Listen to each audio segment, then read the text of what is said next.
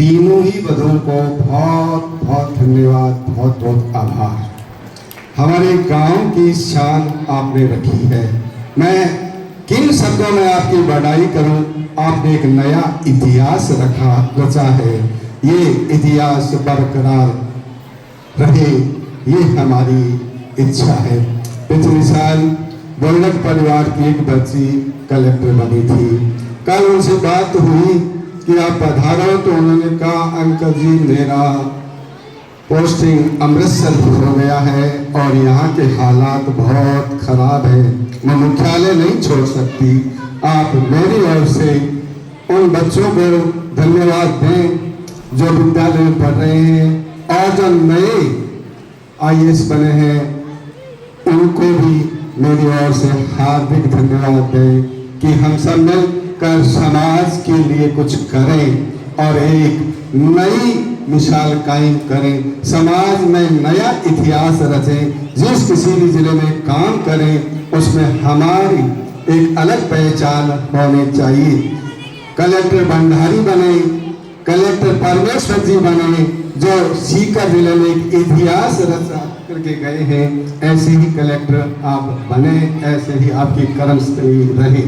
मैं डॉक्टर परिवार के अनिल को बहुत बहुत बधाई देना चाहता हूँ कि पिछले महीने भर पहले, शायद महीना तो हुआ ही नहीं है, मुजफ्फरपुर अपनी शादी में गए थे और एक अच्छी बहू आई और बहू नहीं एक कलेक्टर बहू आई। यह बहुत प्रसन्नता की बात है।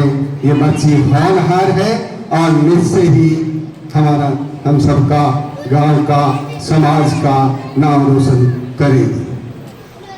पढ़ने के लिए पुस्तकालय की बहुत बड़ी आवश्यकता है। मैं सीकर में देखता हूँ कोचिंग करने वाले छात्र भी पुस्तकालय में पढ़ने के लिए जा रहे हैं।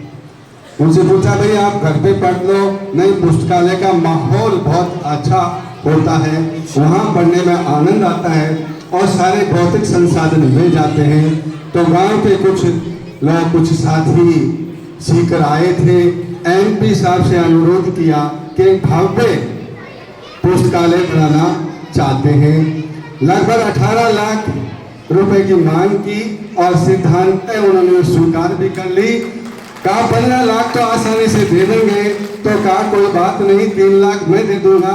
तो मेरा कहने का तात्पर्य यह है कि उस पुस्तकालय में जितनी पुस्तकें चाहेंगे, जो आवश्यकता होगी, वो मैं मेरी ओर से भेंट करूंगा, क्योंकि मैंने भी इन कक्षों में बैठ करके और कक्षा 10 तक पास की है और यहाँ नंगे पांव आते थे, मुझे वो दिन याद आ रहे हैं।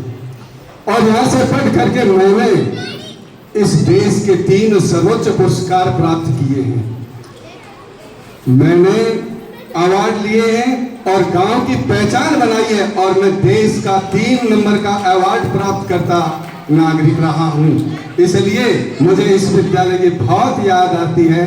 जो कुछ कहोगे, जो कुछ हमारे से आशा करोगे, उसकी पूर्ति करेंगे आप सबके आगमन का। और आप सबने मेरे को सुना, आपका चेहरा देख करके मैं बहुत प्रसन्न हूँ। गांव बढ़ता रहे, विकास की गंगा बहती रहे, हम सब खुशी रहे, भेदभाव को भुला करके प्रेम के साथ एक जगह बैठे, यही इस समय कामना है। ये बच्चियां हमें बहुत कुछ देंगी, हमें हमारी सुरभि, गांव की सुरभि को दूर दूर तक पहुंचाएंगी। तो मैं इस समय यही कहना चाहूँगा कि विकास की दरिया बहाने के लिए धर्मदान दीजिए और मुक्त हाथ से दीजिए, बहुत कुछ ईश्वर देगा आपको। शिक्षा पे किया हुआ दान सबसे बड़ा दान होता है, इससे बड़ा कोई दान नहीं, क्योंकि अज्ञान को दूर करके ज्ञान की ज्योति जलाने वाली शिक्षा ही है और ये सबसे बड़ा मंदिर है। इसके लिए ध्यान कीजिए।